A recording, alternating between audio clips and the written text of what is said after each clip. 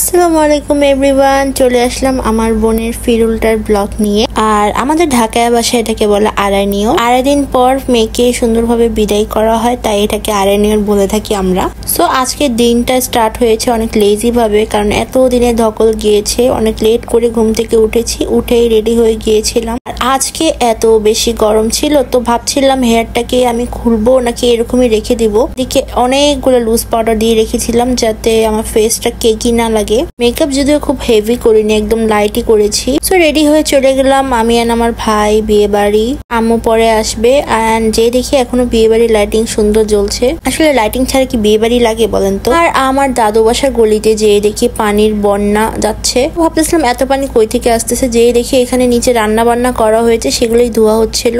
আর এটা হচ্ছে আমাদের ফ্যামিলি বাবুর্চি, সব রান্না ইনিই করেন আমাদের ফ্যামিলি প্রোগ্রামে। তো আমরা একটু মজা টজা নিয়ে উপরে চলে গেলাম। যে দেখি মেহমানও আসেনি, বাসার কেউ রেডি হয়নি, সবাই রেডি হচ্ছে। আর এই রুমে সব খাওয়া দাওয়া সবকিছু সাজিয়ে রাখা হয়েছিল। যার পরই ভাবি ঠান্ডা ঠান্ডা লেবুর শরবত দিল, যেটা খেয়ে এত তৃপ্তি লাগলো এই গরমের মধ্যে।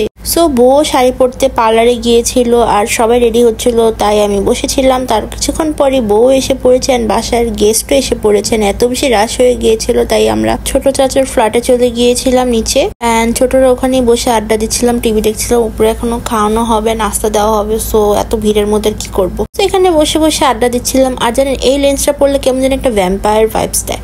সো একটু পরে খাওয়া দাওয়া হলো আমাদের। আর দেখতেই পাচ্ছেন 2 রুম ভর্তি মেহমান। যে খাওয়া দাওয়া করে দেন বউ এখন চলে যাবে। অনেক রাত হয়ে গিয়েছে, কিন্তু অলমোস্ট 2টা বাজে। উপরে যাচ্ছিলাম বউকে বিদায় করতে। আর এদিকে যেয়ে দেখি বউয়ের অনেক বেশি জ্বর এসে পড়েছে। বোনটার জন্য খারাপ লাগছিল, মাত্রই বিয়ের ধকল শেষ হলো। বেচারি এখন একটু শান্তিতে দিন কাটাবে কি, এখন অনেক জ্বর এসে পড়েছে।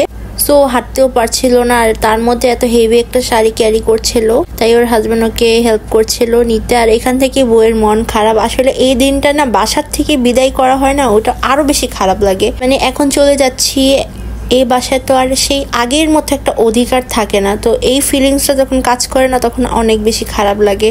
সো বিদায়ের থেকে বেশি খারাপ মোমেন্ট আমার কাছে তো এটাই লাগে। ও এখানে কান্না শুরু করে দিয়েছিল। আর ও অনেক লক্ষ্মী একটা মেয়ে, কখনো বাবা মাকে কোনো কিছু নিয়ে আবদার করেনি, জ্বালায়নি। তাই আমরা সবাই ওর জন্য অনেক অনেক বেশি দোয়া করছিলাম। ছোটবেলা থেকে না এই বাসায় আসার পরেই আমি বলতাম যে লামিসাদের ফ্ল্যাটে যাই, লামিসার থাকলে ওর সাথে কথা বলবো। আসলে ওর কথাটা আগে জিজ্ঞেস করতাম। সো এখন এই জায়গাটা খালি হয়ে যাবে এটা ভেবে অনেক কষ্ট লাগছিল। তো তারপর ও যে দাদির থেকে বিদায় নিচ্ছিল, আর সাথে আমার দাদির ছোট বোনও ছিল।